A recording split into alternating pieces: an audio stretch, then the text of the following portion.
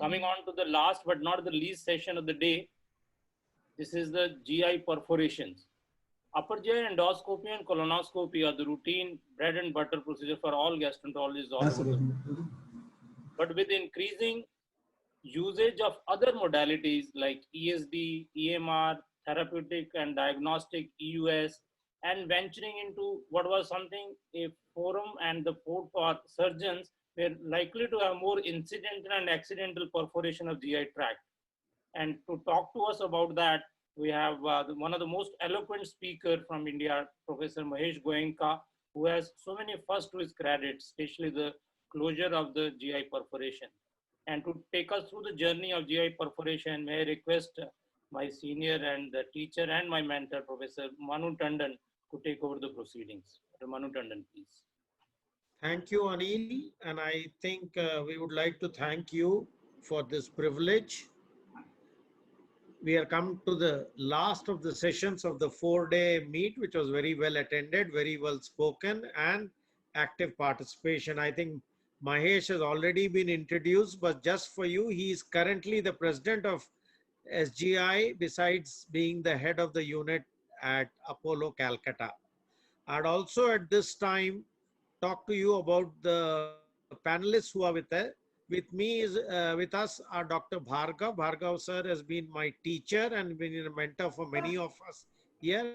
And he, besides being the head at AIIMS, now he is at Apollo. We have Dr. Sameer Mahendra, who's a consultant as SGPGI at Lucknow. Dr. Ajay Jain at Chaitram, Indore. And then we have the next generation, Dr. Prashant Solanki from Anand Hospital, Meerut, and Dr. Sameer Taneja from Synergy, Agra. With this very, mixture of the blend of the experienced and the new talent, we are going to ask Mahesh to talk on his views on management of, most of them are iatrogenic, as Anil has said, perforations of the GI tract. Over to you, Mahesh. Thank you, Manu, and thank you, Dr. Anil Arora, for asking me to present this talk. I know I'm a tail ender today, so I'm the tail ender and I am the last day, last talk. But I think you are aware of some of the very good tail enders who did miracles as a tail ender. Particularly, I would like you to remember Balaji. Yes. This is Balaji as a tail ender in 2004 against Pakistan and hit 6 boundaries in 1 over. 3 of them were boundaries, 4 runs, and 3 of them were sixers.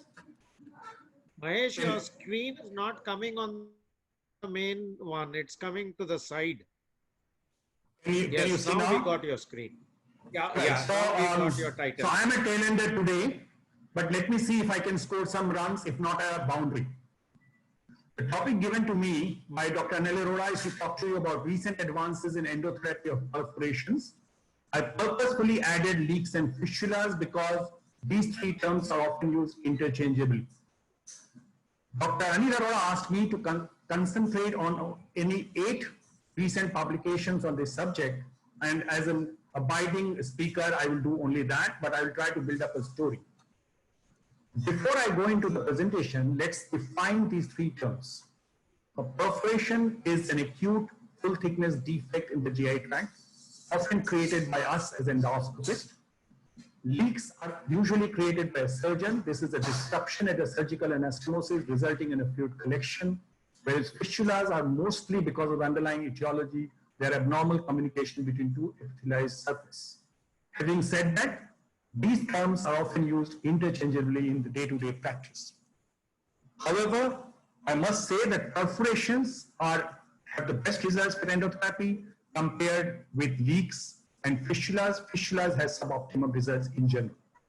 This slide gives you an overall feeling about the etiology of various mucosal defects. As shown, most of them are endoscopic procedures, dilatation, polypectomy. We just heard about ESD, foreign body, big endoscopy, sphincterotomy, biliary stent, and empilectomy are some of the prominent ones. Now, there are 2 alternate approaches to closure of the mucosal defects. One can be endoscopy and the other one can be surgery. And whether one to choose one of them will depend on a number of factors, most important being size of the mucosal defect, location, and presence of associated contamination. But whichever one of the two techniques which we follow, we must give bowel rest at least for some time, appropriate antibiotics, drainage of the collections, and maintain the nutrition.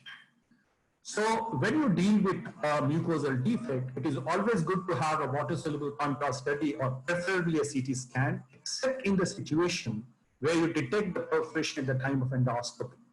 And if you do a CT scan, then you will find out whether it's a contained leak, whether there is contamination. If there is mediastinal or abdominal contamination and there is uncontained leak, then you should prefer surgery. Moreover, if the leak or perforation is detected more than 48 hours after the leak or perforation has happened at endoscopy. In other cases, you may try endotherapy. However, if the endotherapy fails, surgery is always an option. Now, there's a considerable change in the trend in the treatment of mucosal defects, whereas in 1990s, none of them were subjected to non-operative treatment including endoscopy. Mostly they were managed at surgery. In the last 10 years, 75% of them are managed at endoscopy. And this has led to reduced complications and reduced hospital stay. So what are the various endoscopic devices for controlling perforations, leaks, and fistula? Broadly, I can divide them into closers. That means you're closing the defect directly by either endoclips, suture devices, or sealants. You can divert the secretions from the defects by putting a covered stent. And more recently, we have endoscopic vacuum therapy, which has come in a big way. If you look at the overall practice, I think that it's endoclips, covered stents, and more recently, as I said, EVAC, which are mostly used for controlling leaks and fistulas. Sutures, sealants are less commonly used, but I'll touch upon some of these subsequently. So in around 1960s and 70s, we published a series of articles which were comprehensive articles on the management of leaks and fistula. And as Dr. Anil Arora asked me, I'm going to talk through 7 or 8 articles, what have we learned in the last 3 years. So I searched at PubMed, and I found in the last 3 years, there have been 104 publications for endoscopic management, and I chose only 8 of them for today's presentation. So what are endoclips? Endoclips, as all of us know, are either through the scope, so-called PTS clips, or over the scope clips. The PTS clips are available. These are the 3 main manufacturers. We all use them routinely: Cook, Boston, and Olympus. These are the clip names: Quick Clip or Quick Clip Pro, Resolution 360, and Instinct from Cook. Presently, most of these clips are rotatable so that you can precisely put them in the proper alignment, and they're mostly reopenable so that if you're not satisfied, you can open it again and again fire it. There are endoclips which are available from various other companies. Almost every endoscopic accessory manufacturers make the endoclips, but we do not have much of their use in our country. This is one of my patients way back in 2013, presented with Boerhaave syndrome with pneumothorax, and this is being managed by through the scope clips. The technique is almost the same as we do for a poem closer of the mucosal incision. And with about 8 or 9 clips, we could close this defect. We drained the pneumothorax, and the patient went home after 3 to 4 days. Now, the other clip which I'm very, very fond of is over the scope clip, and the one which is commonly used is over scope clip. This is, as we all know, is just like an EVL cylinder. It's attached to the tip of the scope, and then you fire. Multiple types and varieties of over-scope clips are available as per the design. They are type A, type P, and type GC. The diameter 11, 12, and 14 millimeter, and cap depth of 3 and 6 millimeter. And depending on the purpose, you choose which clip to use. So these are some of our cases. This is one of esophageal perforation caused by a blind severicular dilator in one of the medical colleges in Sura. And this is a patient in which a lateral perforation happened while we were performing in the US, one of my colleagues. This was a large perforation. It could be controlled by over-scope clip, and the patient could be discharged in 2 days' time. Now, we also have some accessories to help in the OTC clip. These are anchors, which can pull the tissue inside the cylinder, and twin grasper to approximate the edges. Now, this is my first paper, which I'll be discussing in brief. This is choosing the right PTS clip. As I said, there are multiple types of clips available. So this paper from USA, published in GI Endoscopy in 2018, compared 5 prominent clips. And they looked at the rotatability, overshoot, precision of opening and closing, tensile strength, and strength of tissue compression by various in vitro devices. So this is various configuration of the scope. This is how to measure the tensile strength, the amount of tissue grasp, and rotation of the tip. These are some of the parameters. If you look at the jaw length, the quick clip is 10 millimeter, short clip is 11 millimeter, where the other clips are slightly smaller. Open width, if you look at the short clip and the instinct clip has higher open width compared to others. If you look at the material, most of them are stainless steel clip except the quick clip from Olympus, which is another alloy. Now, there are many figures given in this, but to summarize what they found in this study is the rotatability of the clip was best with resolution 360. Least overshoot was again seen with resolution 360 as well as with short clip and Dura clip. Opening precision was mainly with these two clips. Tensile strength was best with the Olympus clip, but the closure strength was again very good with resolution as well as instinct. So if you have to choose one clip, and if the cost is not a limiting factor, then based on this study, possibly resolution 360 is a good clip. Of course, we use other clips for various reasons, including the cost issues. Now, the second paper which I'm going to present is on OTSC clip. This is published in 2019 in Minimally Invasive Therapy and Allied Technology Journal. This includes 12 series, 191 cases. These were the location of defect, and these were the underlying etiology, mainly polypectomy, EMR, ASD, US, ERCP, and EFTAR. And this is the forest plot. This gives you the homogeneity of the data in 12 series, and this is the funnel plot, which indicates that since every study is within the funnel except one, this shows that there's no publication bias. And what the results show that the technical success of over the scope clip was 89.1%, and clinical success was 85%, which is pretty good. So this is a good study, a good meta-analysis of over the scope clip published a few months back. Now, this is an article published 3 years back, but I have put this as my third article. This is a new type of clip, which we have also used in about 8 patients, and this was the first series of cases published in Endoscopy International in 2017. So this is padlock clip, which differs from Ovesco clip in the sense that this attachment is going outside the scope. So the working channel of the scope is available for using the instruments through that, which is not available while you are using the Ovesco clip. So this is the advantage of padlock clip. We do not have any head-to-head trial between the two clips, but this is the clip which we should see as a future clip, which may be better than the other clips which are available. So we talked about the endo clips. Let's now talk about some of the covered stents. And these are some of the designs of the covered stents made by various companies, various designs, various diameters, which are available. Now, for closing leaks and fistulas, sometimes we use a stent. This unfortunate patient had a leak after duodenojejunectomy, and we used a covered stent in this particular patient, and fortunately to us, we could control this leak after putting the stent. However, the main challenge when you put the stent in a situation like this is the migration of the stent. So either you can use a large diameter stent. So we have mega stents, and this is the Danish stent, which is primarily used for variceal bleeding, can also be used to control the fistulas and leaks. The other way is to use a modified stent designs, and there are various types of stents available. Dumbbell-shaped still, there's an extra layer here, which can be used to reduce the migration, and these are some of them available from Korean companies. What people have been using till recently is either using these hip devices to stabilize the stent, but what we have been using till about a couple of years back is using our own basic method of putting a wire, putting a thread around the proximal end of the stent and externalizing it through the nose and keeping it inside, keeping it in place for about 3 weeks, by which time most of the perforations would seal. Now, this is article number 4, which I wanted to present. This is an article published in Endoscopy in 2018, where they have combined endoluminal vacuum therapy with stent placement. I'll be talking briefly about endoluminal vacuum therapy later on, but come to this article, they said 13 patients, 12 of them had an anastomotic leak, and see what they have done. So this patient had a sponge therapy, so there were 2 perforations, and 2 sponges had been placed on the 2 sides. This was a very difficult case, and then they combined it with the stent placement, and this healed. So you can see that this was a very successful procedure. Overall success rate in this article was 75%, with none of them had an adverse effect. Now let's talk briefly about endoluminal suturing. I think we have all heard about it, mainly for bariatric endoscopy, but it can also be used for leaks and fistulas.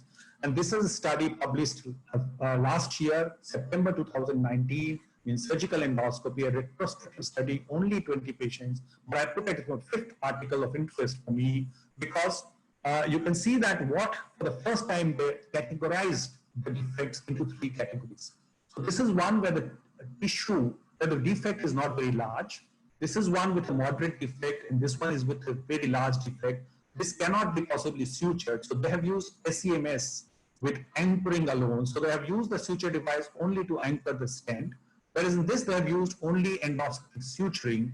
And in this, they combined endoscopic suturing with a stent which was anchored. And they found that by using this stratified treatment, success rate was more than 80%, or 19% did develop short stenosis, which could easily be controlled by endoscopic therapy. This is one of their patients where after LSG leak, they put a stent and they've anchored the stent by using Apollo device to put it. And this is possibly better than putting the clips, which was practiced earlier. Now, let's talk a little bit about endovec therapy. Somehow, this therapy is more popular with the surgeons. We endoscopists don't use it, but there are systems available by Braun company which can be used.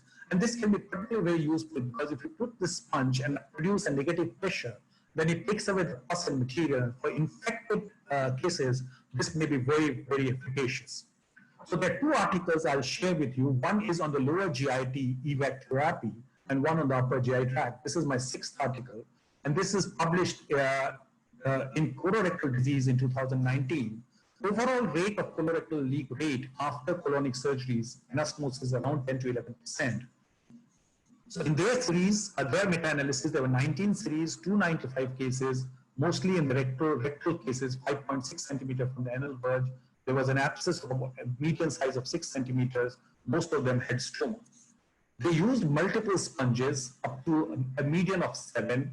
Negative pressure of 150 millimeter mercury on average was applied, and the device was kept for almost 30 days. Now, this is the results. Success rates, while there is a little variability as can be shown from this meta-analysis, complication rate is shown here. As you can see, the overall success rate was 85%. Ileostomy could be closed in 72%, complication rate was 19%, and 15% did require surgery, which failed with endoscopic therapy. The most important predictor for success at endoscopic therapy in this series was the presence of ileostomy. So those who had ileostomy had much better success with endoscopic therapy. Now let's talk about EVAC in upper GIT. And this is a study published in Surgical Endoscopy in later 2017. This is 77 patients, mostly post-operative 59, iatrogenic 12, spontaneous 6. The average duration of therapy, endoscopic therapy, was 11 days. Number of sponges used was 2.75 median. And they did put additional stent, and this I talked about, a combining sponge with stent in 21 out of the 77 patients. So the EVAC can be placed in two places. If there is not a large cavity, then you put it intraluminally at the site of the leak. But if the large cavity, you can put it inside the cavity, and then you can combine this with stent if required. So they succeeded in 60 out of 77 patients to close the leak perforation by using EVAC therapy. To complete my talk, let me talk about sealants. One can use fibrin and cyanoacrylate. I don't see much of a development in the last 3 years, so I'm quoting the study of 2015, where they used fibrin in 47, cyanoacrylate in 8, and a combination in remaining 8, either through the oral route, rectal route, or into the fistula combination, and they recorded a success rate of 96.8%. However, in my own experience, a small number of cases, I haven't found fibrin and cyanoacrylate to be very, very useful, and I do not practice this technique. So do we have a consensus? Very difficult, I think. So this is an article, and this is my article number 8, which looked at International Multicenter Expert Survey of Endoscopic Treatment of Upper GI Tract, published last month in Endoscopy International. So these people sent a survey to 163 endoscopists. Half of them responded. Majority of them were doing 10 to 19 such procedures per year. Look at the results. Almost 97% using stents, 89% were using OTSC clip, 76% with using fibrin glue, 79% were using some endoscopic internal devices. So these were the main three procedures: stents, OTSC clip, and fibrin glue, which was used. This study also showed that metal stent was the first option in 56% of the patients. 80% of the endoscopies used some technique to reduce the migration of the stent, and mostly the stents were kept for 4 weeks. For OTSC clip, 60% performed some marginal ablation by using APC or some other technique to have better results. And then for EVAC therapy, 56% would dilate the tract if the defect is small and then put the vacuum sponge inside. So the approach was variable. My last presentation, I had taken one more extra slide liberty from Dr. Arora, is the ninth presentation, which is a systemic review and a meta-analysis of endoscopic management of leaks and fistula after bariatric surgery. They had 493, they had a number of series. So stents were used in 40 series, 493 patients, success of 92%, migration of 23%. Clips were used in 98 patients in 17 series. Ovesco was mainly the used clip, 67%, and PTS also was used, and success rate was 69%. Fibrin, interestingly, was used in 10 series, 63%, with good success rate. But as I said, our personal experience with using sealants, either fibrin or cyanoacrylate, is not very, very satisfying. I think till now, dosage of leaks and fistula has been more on experience based. We do whatever the experts tell us to do, but this is a time when we move to evidence based, where we should have more and more randomized trial where we compare endoscopy with surgery, we compare one device for endoscopy with another device and maybe a combination, and then only science will move forward. But till that happens, let me summarize that as of today in 2020, the take-home message would be that try to do endotherapy early in the course of complication, preferably within 24 to 48 hours, if not at the time of endoscopy itself. For small leak, less than 10 millimeter, TTS clips are good enough. For large leaks, more than 10 millimeter, either OTSC clips or stents. I prefer OTSC clip. If there is associated distal stricture, stent is always preferable. If there is leak with infective cavity, we should use more and more of Endovac with or without combination stent. Thank you very much. Thank you, Mahesh. As usual, a very elegant presentation, good summarization, and he also went beyond the limitation, also talked to us about leaks, which are mostly post-surgical, and spontaneous perforations. Now, I have a very intelligent and experienced panel. There are just 2 instructions from the organizers since we are lacking late. I'll ask each one of you a couple of questions. Some of them Mahesh has covered. Mahesh, you are welcome to comment anytime, but I'll ask, and I'd request everyone to be very brief because of the limitations of time. And since Dr. Bhargav, for 2 reasons, he is my mentor and he has seen 2 eras. He was one of the pioneers of therapeutic endoscopy. In fact, sclerotherapy, I think, started with Sir, and he has seen the present era. I'd like to ask Dr. Bhargav, what is the difference he has noticed from the era in the 80s to now in the rates of perforation with more and more aggressive procedures? Thank you, Dr. Madhu. Bhargav, please. Yes, sir. I'm also thankful to Anil. Anil is also like you to me. Yes, sir. And, He is a junior. I was somewhere, I managed to teach or unteach him for a few times. Okay. Ah. And then Actually, I started doing endoscopies from 1974 onward when I was in the States and doing fellowship. So it's a long, long thing. And at that time, I tell you, the only thing was endoscopy, upper GI, and colonoscopy. And ERCP was just coming in United States, though it was seen in England, but it was coming in the United States. So we were trained with that, and I got good experience of colonoscopy because I was involved in early detection of colon cancer, a federal research project. And after that, then all these screening procedures occur. So I was doing 8 to 10 colonoscopies a day during my fellowship. So that was the system. So naturally you are seeing I have students, and then I have grand students also now, that you people are having students. So So I'm actually third generation. So at that time when it was started, so a lot of endoscopic perforations were occurring because nobody was expert and everybody was doing it. Like I also seen first perforation at gastroesophageal junction in the fundus by expert endoscopists in the US. So the things, but with the passing era, the more and less perforation occurs during the diagnostic endoscopies. But the iatrogenic perforation started occurring more once the therapeutic endoscopy started, which we also did lot of therapeutic because we invented the first polypectomy in India in 1978, which was a large polyp. So, but there was no complication. And then subsequently we had all these foreign body removal and all those things. And we completed our system of doing therapeutic endoscopies between 1977 and 81. Then we were doing all the therapeutic endoscopies which are existing today. Then, so it was only in the first space endoscopy. Now, after that era is coming as second space and third space endoscopies also, and which you people are discussing now about the poem and dissection of bigger polyps and leiomyomas and lipomas and so on. So these are the newer things which are coming in last 5 to 6 years only.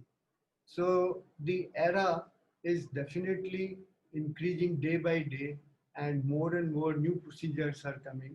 And I am thankful to my next generation like Manu and Anil and Mahesh Goenka also that they are doing all the second and third space endoscopies for which I'm not doing that, but at least I'm very much satisfied that India is progressing well in these techniques also. Now let us see the iatrogenic perforation, and I just collected data from meta-analysis of two studies, and the things are that more and more complications are occurring in endoscopic mucosal resection as well as endoscopic submucosal resections. So these are the two areas. But we also see iatrogenic perforation by doing balloon dilatation in cardiac atresia, then difficult strictures in the esophagus, then removal of foreign bodies which are pointed and irregular shape. So these can also create problem in upper GI tract. Then the next thing will come when we go to ERCPs, because at our time we were doing mostly diagnostic ERCPs, and subsequently we came out to do the therapeutic also. But now with the more and more procedures which are going on, so naturally the more complications are occurring by putting the sphincterotomy, by doing sphincterotomy and putting the stents in this, and then doing dilatation of the common bile duct, etc. Then, so what we concluded is that the risk of perforation increases significantly from 0.6% in diagnostic to 6% for surgical procedures like EMR and ESD. So the range is very thin, and more complications occur during second and third space endoscopy rather than the first space. Now, cardiac achalasia can lead to 0.4 to 14% and gastric polypectomies from 0.5 to 1%. For ERCP related procedures, the complication rate is 1 to 3%. Now, the risk of iatrogenic perforation due to diagnostic colonoscopy and the therapeutic colonoscopies, including polypectomies, etc., occurs between 0.5% to 2% cases, and with ESD, it is about 4.2%. So the incidence increasing with the second and third space endoscopy. Now, the common site of perforation in the upper GI tract is upper GI tract is in the Sir, we esophagus. request you to In be, the I want a esophagus. reminder that we must finish faster, sir. Okay, so Don't in mind. in the esophagus and in the stomach less, and then in the third part of the duodenum, then colonic perforations occurring mostly in the sigmoid colon, because especially in the diagnostic procedure when new persons are doing, because it's a tortuous thing. And then what is happening is that it is also more common in the right colon because of the thin wall, and we are putting more and more air, so iatrogenic perforation occur more over there. So incidence of perforation depends upon the expertise of the endoscopist. That is one thing which is very important. It can occur more with the persons who are learning and without under the expert hand, but it is very less once you acquire the expertise. Thank you, sir, for a very nice review. You heard that from an experience lasting over 45 years. Thank you, sir. I'll request Samir Taneja now to take up the next question. Of all the modalities discussed, Mahesh discussed everything. What do you prefer depending on the case? Samir? Can I have Samir on the screen or audio, please?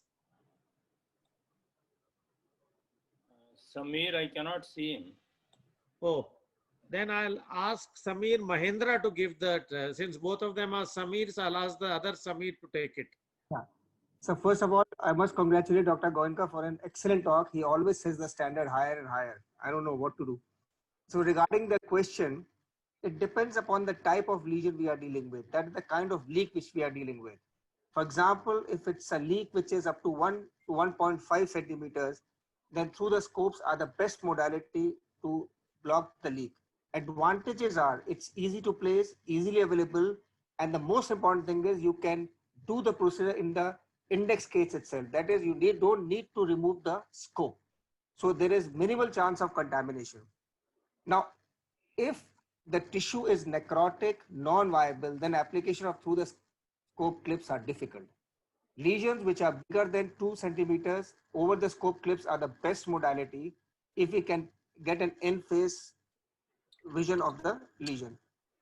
Stents are generally becoming very popular, especially when the lesion or the defect is more than 3 centimeters. Endoscopic vacuum therapy, as sir had discussed, it is very good for chronic leaks or chronic fistulae where the results of clips are not that good. So a combination of endovacuum therapy with stent is the best modality in those chronic fistulae and chronic leaks, which are detected late in the course. Thank you, Samir. Ajay, you are on the screen, Ajay? Yes, sir. I'm on the screen. Ajay, anyway, your number is very difficult to get, Ajay. You must have changed. Just to tell you, you are using OTC or TTS clips mostly, and suppose cost is not the issue, which one do you prefer and where? Because that's the second. You saw Mahesh he told us about OTC SC being one of the commonest modalities used. What about your center, Chaitram? So what we do is, if the perforation is detected right at the time of a procedure, it is always easier because these are the iatrogenic perforation which are done either during the colonoscopy or during the polypectomies or during the esophageal dilatation. So if it is a colonic perforation or it's an or a polypectomy perforation, it is easier to use the TTS clip because they are easily available, they are cheaper, and the defects are usually about a centimeter or 1 to 1.5 centimeter. But the problem arises when you are looking at the esophageal perforations, especially post-corrosive esophageal strictures, where you have a lot of fibrosis already happened, where these clips, even the OTS clips may not be very successful. So one of those things is, again, the size, the estimate of underlying fibrosis, whether these clips will hold at the site for a long time for the clips to stay. But if the leak is of a 2 centimeter, 2.5 centimeter, then obviously it will be over the scope clip. But over the scope clip are much more costlier, and they are not easily available in tier 2 and tier 3 cities. And then the more availability is of the covered stent, which can be kind of a rescue therapy in these leaks at the time of a perforation. Thank you, Ajay. Manu, can I make a comment? Manu, can I Yes. make a comment? Yes, yes. See, I we would all- totally agree with both Samir and Ajay, but then I think it's not what Samir told was correct, that when you're finding a perforation, you go with the same index endoscopy, you go with the TTS clip and do it. I think an important determining factor will be the nature of the perforation. So Yes. if I find a sigmoid perforation which is 2 centimeter in size, I would rather come out, put an OTSC clip and go in again rather than flying with the TTS clip. So I think there are multiple factors in a given case. You have to combine all of them to decide which one we'll do. In general, I will agree what Samir and Ajay said. Point But taken. most, can Yeah. I just make a Yeah, comment? add on, Ajay. Yeah, because what we feel is that the most of the perforation which are done during the endoscopy, they are Correct. by and large are less than 2 centimeter or less than 1.5 centimeter. Yeah, It's small and very no uncommon to- contamination has occurred. No contamination has occurred. Yes. Okay, since we are talking of covered stents, Prashant, I saw you sometime back. I'm not seeing you now. Is there? Mahesh told us about putting the indigenous thread therapy to prevent migration. What else can we do, and what do you do at your center, Meerut? Prashant? Can you hear me, sir?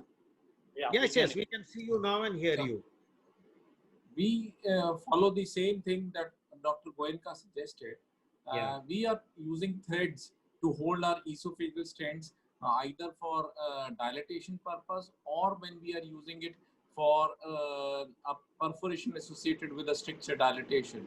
So these are the we have used clips also at times, but clips would not hold for a longer time, and some of the times they tend to slip. So I would always use threads to hold these stents there. Mahesh also showed us the overstitch, the endo stitch. Do you think if it becomes easily available, one single stitch and later on you cut it off? What do you think? Again, the issue, it Manu, is an Manu will be exciting cost. modality, but it is very Yeah, costly. I know it's mighty, And- but we are first ignoring now costs. I know it's a cumbersome device, mind you. Anyway, if it comes, so you also use. Any other comments from any panelists? What they do to prevent migration? Anyone? I use Quick. so Yeah. hemoclip is one of the another safe option. To So hold use the- an endo clip, TTS. Yes. TTS. Manu, my experience with hemoclip is very, very poor, that I never find it to be successful. After a day or two, they just move away. So Ajay has been lucky. Good. Yeah, but Samir? they hold Yeah. for about a week or so, and by that time these leaks or the fistulas they heal. Okay. Another important thing what we have done in these Borav syndromes is to prevent the migration. We have put stent in one of the case, Yeah. and then it hold it very nicely for almost like 2 weeks. So this was just one single case where we had stent to prevent the migration. Manu, can I Was- comment on that? Quickly. Dr. Vikas Singla from our department has thought of two techniques, and we tried it in few patients. That in patients with no problem of holding on to the lower end of the esophagus, the stents do tend to migrate if there is a leak.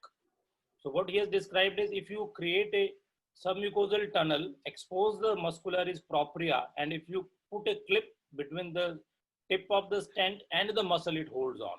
So rather than having a thread which is coming out of the nose for a 2-week period, this is what we have been trying for the last few days. In addition, Vikas has also described a new technique in patients with pyloric benign obstruction of corrosive origin, in which using a loop of the thread, this thread of the loop is stapled onto the edge of the stent in the antrum, it holds on. So this, and on both these occasions, he has received the first prize in the endoscopy. And how do you remove the stapled thing at the end? You cut it At the through? end, you have to just pull it. Okay. Once you want to remove the stent, it just gets pulled off easily. So you can prevent the Okay. cumbersome process of thread coming. And luckily, it's got the first prize in endoscopy conferences at national level. Okay. Thanks. I think we should follow. Vikas should publish a series, and we'll probably, as Mahesh has said, evidence-based. Now, Samir, ERCP perforations, how often do you see at Lucknow? And Sir, what do you do? Type 1, we know Peter Cottons where you perforate through. Mahesh has shown that. But what about the minor perforations, iatrogenic?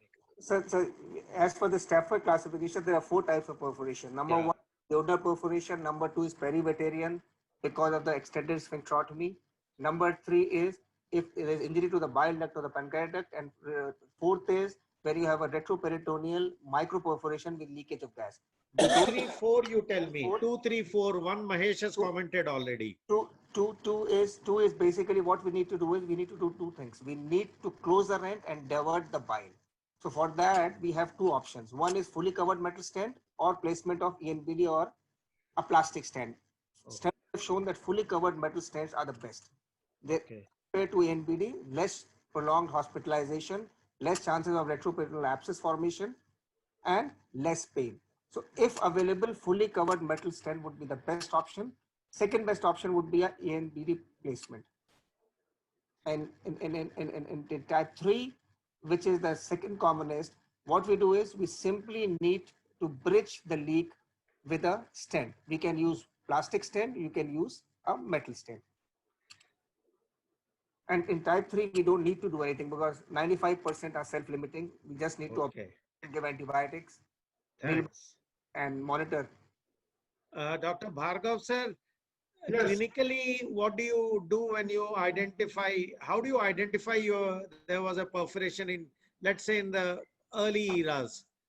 Was CTs also were not available? Yeah, early eras, the most important is when you perforate, and I have seen a lot of perforation during colonoscopies. And what is there that the person will complain of pain abdomen, which may be localized or it may be just generalized pain in all over the abdomen. And it may be very severe pain and followed by abdominal distension. And when you palpate it, then it becomes a tender abdomen and vowel sounds become absent. So these were the clinical things. Clinical signs. But we were always doing the plain X-ray abdomen, which were showing the leak of gas under the diaphragm and at other places also. Then subsequently the era of ultrasound came, and then the final is CT scan, because with CT scan you can possibly identify the site of perforation also. So that were our things. Thank you. Ajay, since we are Ajay, since we are speaking of CTs, suppose you identify a perforation when you are doing it. Do you think a CT is needed in all cases, or you only where you are dodgy about yes, no, yes, no?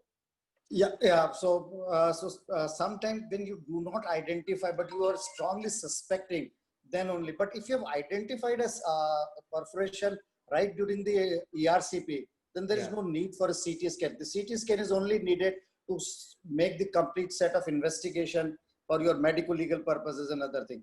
So that you do the complete sealing of the perforation, you do a CT scan, document that there was a perforation, there is no collection inside the abdomen, or there is a minimum collection, keep the patient NBM for next 2 to 3 days, follow up with an ultrasound that there is no collection, patient is improving. The other problem which I have seen with ERCP is some of these micro perforations. When you do a CT scan, you see a little bit of air here and there, you don't find any collection. You do a contrast CT scan, you don't find any leak. And there you need to do a follow-up CT scan maybe after a week or so to demonstrate that everything is fine. So it's a case-based situation whether you want to do a CT scan, but not in all cases. Samir also said type 4, you hardly need to do anything. Yes. Prashant, you work in a center. Suppose, what about the surgeon here, Prashant? When will you bring him into the loop? Whenever we encounter a large perforation in endoscopy or colonoscopy, then we always think when we are not able to close the perforation, we do not have a OTVSC clip available, or where the contamination is too much. And at times in esophageal perforation, where there's a lot of fibrosis and corrosive induced strictures, there also at times we would consider getting in the surgeon. But it is always a case-based approach. From Kedarnath, you get a patient, Meerut, you get a patient from Kedarnath, there's not much contamination, but a delay of 24 hours. Do you attempt or you call the surgeon? Yeah, I would call the surgeon. At my So place, I would call even the if there's a delay, you will call the surgeon. definitely, because there is going to be contamination. Okay. Okay. So you keep him in the loop right from the beginning, I hope. Yeah, yes. It is a procedure to get a GI surgical call to be done for all these perforation cases. Even if we are doing it in the operation theater, an endoscopy, and we encounter a perforation, we definitely give a call to our colleague to come over and have a look. Manu, if I have to make a comment there, Manu, can I Yeah. make a comment? I think there's Yes, no yes. rule as such that you can't do an endoscopic procedure after 24 hours. But I Yeah, agree that's that what I the said. See, later, you get it. later Let's you say you do get from Agartala, one fellow with a colon will be esophageal. contaminated. Let's say an upper GI perforation. Yep. So I think this patient like had a pneumothorax which could be easily controlled. So we just put we put clips and we always go clip and we drain the pleural cavity. So I think it's a case to case variation, but earlier the better. So like Borja syndrome also, you can put a stent or you can close the fissure even after 3 days or 4 days with a proper mediastinal drainage. You don't need to have a surgeon in the picture at the point. Surgical consultation is always welcome because you need to have a multidisciplinary approach. But most of these leaks, even after 3 days or 4 days in this era, with good stent placement and a good mediastinal drainage like Borja syndrome. Recently, we had a rectal perforation and we closed it with a Ovesco clip after 4 days of a perforation. Thank you. I think we have come to the end of our time. If there are no more comments, I'll thank Mahesh for his excellent talk. All my 4 panelists, Dr. Bhargav, Dr. Prashant, Dr. Samir, and Dr. Ajay for a wonderful discussion. And Ajay, I'm handing it back to you in case you have to take questions or we'll close the session. Thank you very much. Thank you. Thank you. Thank you, sir. Thank you very much. Thank you, sir. Thank you. Thank you. Manu, can I tell Mahesh, you did a very good job, and we learned a lot from the lecture about various types of stents and various types of clinics and so on. So thank you very much. Thank you, sir. Thank you, Dr. Manu, for excellent moderation of the session. Let me remind Dr. D.K. Bhargav that the first series of upper GI polypectomies we had done under him, and we have presented in the National ISD conference. So that was the first publication of India. I was his resident at that time. That was a collection of 15 cases of upper GI polypectomy. That was the first attempt at therapeutic endoscopy from India. May I also remind Dr. Mahesh Goenka, he claimed to be the tail ender without realizing that his own colleague and the compatriot Saurav Ganguly also started as a tail ender. And he was the guy who changed the scenario of winning habit for India. Nobody knows, and today we know he's the BCCI president, as is Dr. Mahesh Goenka, the president of SDI. And everybody knows that Saurav Ganguly is heading towards the president of ICC. We wish tomorrow Mahesh So if Goenka, I have to give you some news, he's not only looking at the ICC, but he's looking to become the chief minister of West Bengal. so we wish that you also become the president of World Association of Gastroenterology, GI Endoscopy. With that, we formally come to the end of the presentation of today's session. As is the customary tradition with our department, may I request Dr. Vikas Singla to please give us the summary of the day. He'll take 5 minutes to have a recap of what we have learned today. Good evening, everyone. I think we had a wonderful day.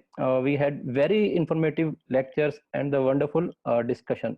Dr. Anil just mentioned about the technique we are using for the so here we can see the stent. So what we do now, we are using the endo loop to prevent the migration. So we are dropping the endo loop inside the lumen, then we are fixing the one end of endo loop to the stent with the clips. Then we apply multiple clips on the other end. We apply 6-7 clips, and that works very well. And there is no discomfort of bringing the thread outside the nose. So this loop and clip technique, it works very well to hold the stent. In some patients, we also make the mucosal flap, like in POEM technique, we make a mucosal flap. Then we use the clips to fix the flap with the stent, and these two clips work really well to prevent the migration of stent in benign diseases. Now coming to the summary of the day, I think it was a wonderful learning day. There is so much to learn today. First, Dr. Vedo mentioned the role of image Can you enhanced. stop the slide sharing? Yes, sir. Then you can see the Yeah. full screen. Yeah. So the first session was regarding the role of image enhanced endoscopy in upper GI. I think the message is very clear. If we want to detect more lesion in the esophagus or the stomach, we have to spend more time, and we have to sedate the patient well. Patient should be well sedated, and we should spend at least 10 to 20 minutes to detect more lesions, and patient should be prepared well. There shouldn't be any mucus or food inside the stomach. And with the NBI, we can detect more lesions in the esophagus as compared to white light endoscopy. And with the NBI, depending on the vessel pattern, we can stage also. We can predict the depth of early esophageal cancer. In the stomach, as compared to white light endoscopy, we can pick up more lesions by using NBI, but it will be difficult to stage the lesion using NBI only. Then Dr. Mohan has excellent deliberation on the colonic polyps. So the pedunculated polyps, they are mostly resectable because mostly the stroke is free of tumor. They don't require much workup for the invasion. On the other hand, sessile polyps, which are more than 1 centimeter, they have definite risk of neoplasia. So first we should do the Paris classification based on the gross morphology. So the Paris 2C, which are depressed, and Paris OS 3. 3 means there is ulcer on the polyp. If there is ulcer on the colonic polyp, it indicates it's a deep cancer, patient requires surgery. On the other hand, if it's type 2C, means depression is there, but no ulcer is there, 50% of the lesion can be resectable. I think now the NBI is the gold standard to define the resectability. With the known magnification NBI, we have NICE classification. NICE 1 and 3 are quite accurate. NICE 3 means it's a deep cancer, 1 means it's a hyperplastic, and the NICE 2 is equivocal. So we have to do the magnification NBI in NICE 2, which, where we have JNET classification. Then Dr. Mike Wallace discussed about the therapeutic diagnostic EUS. Dr. Wallace mentioned in pancreatic masses, FNB is the order of the day. We should stop doing FNA. All the pancreatic masses, we should do FNB, because many such lesions, they will require immunohistochemistry because of suspicion of autoimmune pancreatitis or suspicion of neuroendocrine tumor. And few patients may require targeted molecular therapy in the future. For that, we will require genetic studies. So FNB gives better sample for IHC and the genetic study.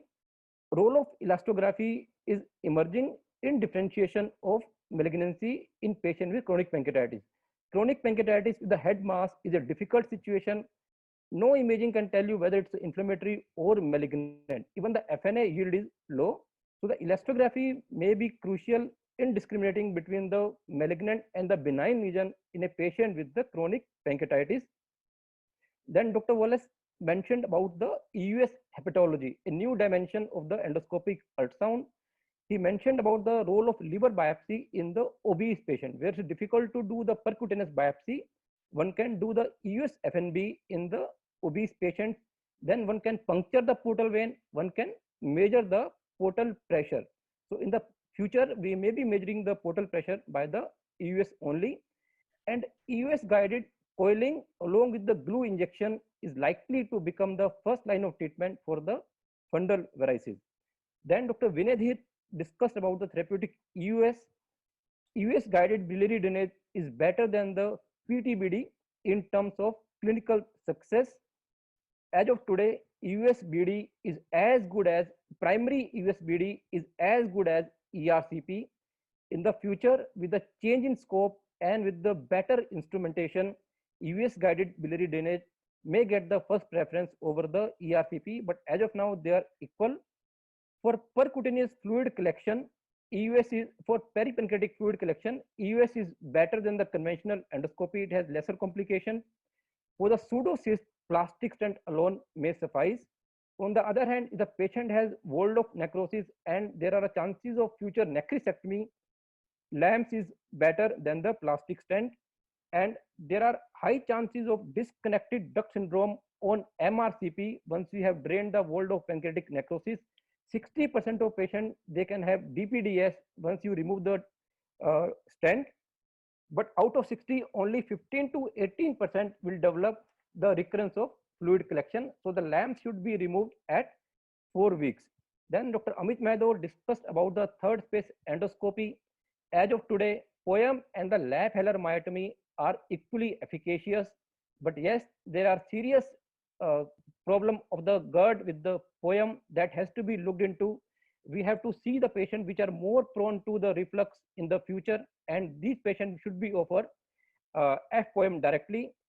Dr. Amit mentioned about the STIR technique. It's an excellent technique for the submucosal lesions with excellent efficacy and very few side effects. With the JET POEM and the D POEM, we can achieve the complete septotomy for the Janker and the esophageal diverticulum.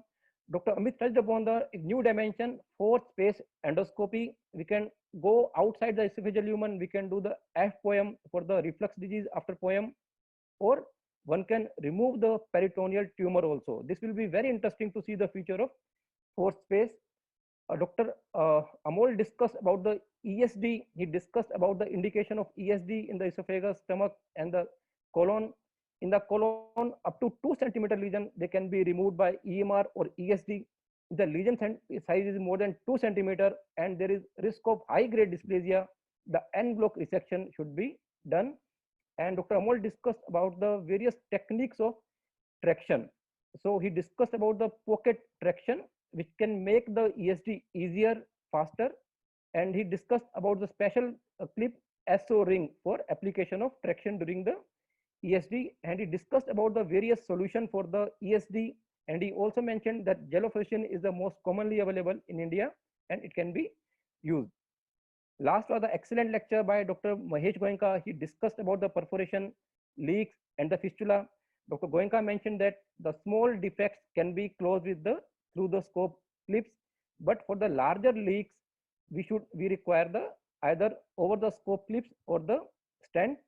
So Dr. Goenka mentioned we have another two type of clip. One is the through the one is the padlock clip, and another is the Ovesco clip, and both are comparable. But with the padlock clip, we have the channel of the scope free to pass the accessories. And Dr. Goenka also mentioned that if there is a stricture along with the leak, one should prefer putting a stent, because if there is a downstream obstruction with the leak, then until we handle the stricture, the leak will persist. So in case of stricture of the leak, stent should be preferred. And if there is a cavity, infected cavity, the sponge can play a very important role. In this patient, sponge along the stent can be used. So I think we had a wonderful day today. There was so much of learning and it was difficult to mention in 5 minutes. I just made an attempt about that. So yeah, over to Dr. Anil. Yes. Thank you, Vikas, for very aptly summarizing the day's proceedings. And with that, I am pleased to inform that over the last 4 days, that is 2 consecutive weekends, we had 10,000 participants listening to the excellent deliberation by the learned faculty. So we all learned a large number of lessons from the celebrated faculties, and we continue to hope that we'll be learning in near future also. With that, may I ask Dr. Ashish to please propose a vote of thanks before we finally sum up. Thank you, Dr. Anil. So we have come to the end of our 4-day academic feast of clinics in hepatobiliary disease 2020 edition. And all the 4 days were very well attended and very well appreciated. And all credit goes to all the speakers, moderators, and panelists. So formally, on behalf of the organizing committee of clinics in hepatobiliary disease 2020, which is organized by the Gangaram Hospital as well as Delhi Liver Foundation, I thank all the speakers for delivering very lucid and very informative lectures and summarized all the contents in short time. I thank all the panelists and moderators for making each session very interactive, very informative, and very lively. And also I would like to thank the participation of all the delegates from across the world. Each of the 4 days were very well attended about close to 3,800 participants on the second day. And today also we had similar about 3,000 participants. So total overall 10,000 participants. And we hope to meet soon again. My special thanks also goes to international delegates and participants because of the odd times also they participated. I would like to thank Microlabs as our academic partner for their excellent logistic support. And I would also like to thank Pranav Viswas and his event partner, MyProvide, for providing the platform for this meeting and for the excellent flawless management. And I would also like to invite you for next year's, and hopefully by that time Corona will end and we'll have a formal conference, and Dr. Anil Arora will soon announce about that. Over to Dr. Anil. Thank you, Ashish. I am thankful to all those who participated actively and make the discussion very lively, useful, informative, and authoritative. With that, I'll again request you to join us on the next time. And it's easy to remember that we almost always hold our meeting in the first week of September. Let's hope the Corona goes away, even though the news from US is not good. The earliest they can hope to have any meeting is the early part of 2022. So maybe if we are not able to hold it, we'll certainly get back to the e-version, and we look forward to see you all again. Thank you so much. Goodbye and good night.